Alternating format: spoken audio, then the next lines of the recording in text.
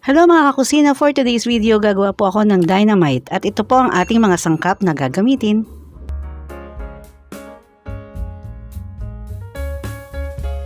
Hiniwa ko po ng maliliit ang ating mga gulay at bawang sibuyas dahil ito po ay ating gagamitan ng food processor para mas mabilis yung ating paggawa o paghalo nito sa ating giniling mamaya.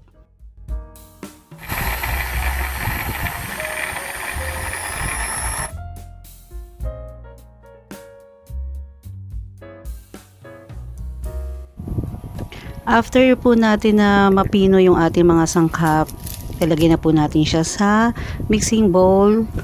Ilagay na po natin yung ginili, yung ating halo-halong sangkap kanina, itlog, paminta, ayan. Tinimplahan na po natin ito at ready na siyang ilagay sa ating mga sili. Ito pong mga siling haba na ginamit ko ay binilang ko lang po ito. Siguro mga nasa 20, 21. Depende po sa nagawa nating giniling. Kung marami man yung nagawa nating giniling, pwede po tayong magdagdag ng siling haba. Bali ganito lang po yung aking ginawa, nilinis ko po, tinanggal ko po yung buto ng ating siling haba and then after ko po niya matanggalan lahat ng buto, huhugasan ko po ito para hindi siya ganun kaanghang. Pero kung gusto niyo naman po na maanghang, pwede niyo nang isama yung buto, hindi niyo natatanggalin ito. Nagready na rin po ako ng cheese para mas malinamnam at masarap yung ating dynamite mamaya. At ayan na nga po, nagbalot na po ako ng ating sili. Sundan nyo lang po yung proseso na itong aking gagawin.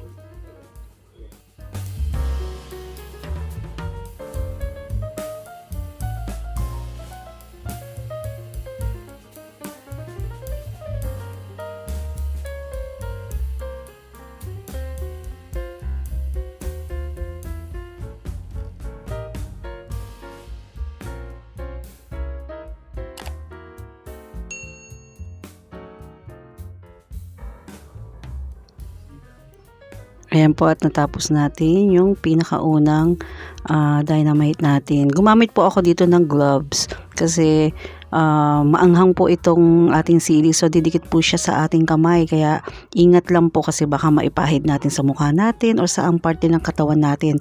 Talagang mainit po siya at saka sa kamay din po, sobrang init yung sa kamay dahil nga po maanghang ito. So mga kusina, dapat sobrang init ng kawali natin bago natin ilagay yung mantika. At kailangan sobrang init din ng ating mantika bago natin ilalagay yung ating dynamite na ginawa. Kasi deep frying to, dapat maluto yung loob ng ating dynamite, yung giniling sa loob.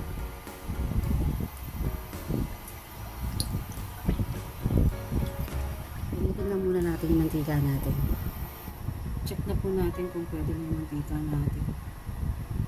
So ayan, pwede na po.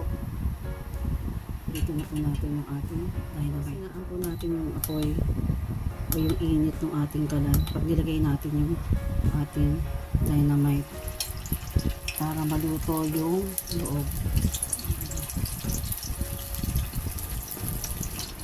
So mga kusina, sobrang bango niya.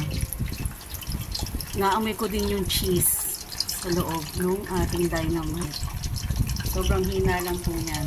Kailangan hinaan lang natin yung apoy para hanggang sa loob maluto yung ating mixture. Lalo na hindi natin niluto yung ating giniling. So dapat talagang maluto yung sa loob niyan. Kaya sobrang hina lang po yung ating apoy. Need natin takpan para mas steam din.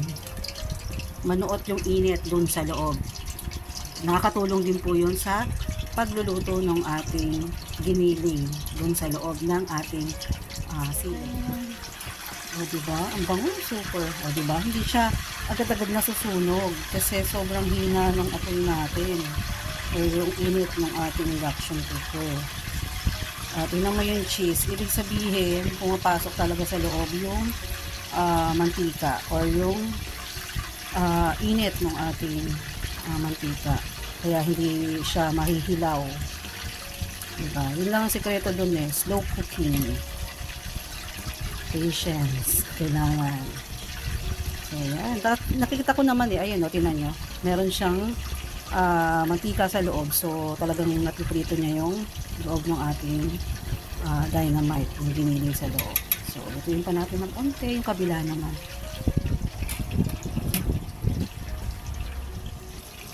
So, ayan. Pwede na natin hanguin yung ating first batch. Ayan, diba? O, ito na yung ating dynamite. Ayan, turuin natin dito para mantika na. Sunod na. Ito.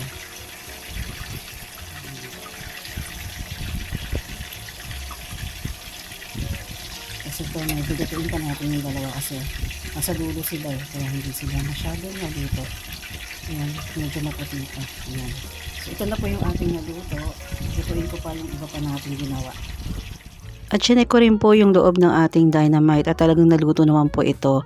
So guys, napaka-easy gawin itong ating recipe for today. Sana po ay ma-try nyo rin po sa inyong bahay. Maraming salamat po ulit sa pagtambay. At ito po ay sinuso ko sa Japanese mayo. Sobrang sarap. Maraming pong salamat. God bless us all.